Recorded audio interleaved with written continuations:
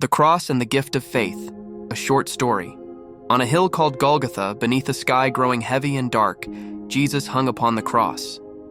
The crowd had shouted, soldiers had mocked, and his friends had stood from a distance with hearts trembling in grief.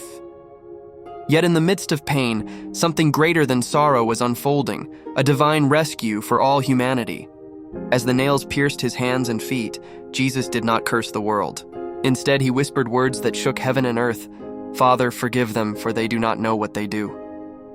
The people watching did not understand. They saw a man suffering, but they did not yet see the Savior completing his mission. Blood flowed from his wounds, but with every drop, grace was being poured out for all generations. Nearby stood a centurion, one who had witnessed countless executions. But this day felt different.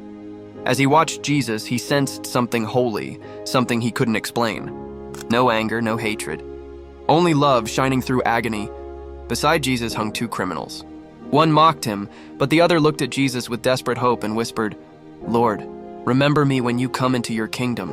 And with compassion deeper than the ocean, Jesus replied, "Today you will be with me in paradise." At that moment, heaven stood still. Not because the man had lived a perfect life, not because he had time to prove himself worthy, but because he chose faith. And Jesus, full of mercy, honored it. As Jesus breathed his final words, "It is finished," the earth trembled. The curtain of the temple tore in two. Sin lost its power, death lost its victory. A new covenant had begun. And the centurion, overwhelmed by what he had witnessed, declared, "Truly, this man was the Son of God." The meaning for us today: just like the criminal on the cross, we cannot save ourselves. No amount of good works, strength, or religious effort could erase the weight of sin. But Jesus did what we could not do. He took our place, he carried our guilt, he paid our debt.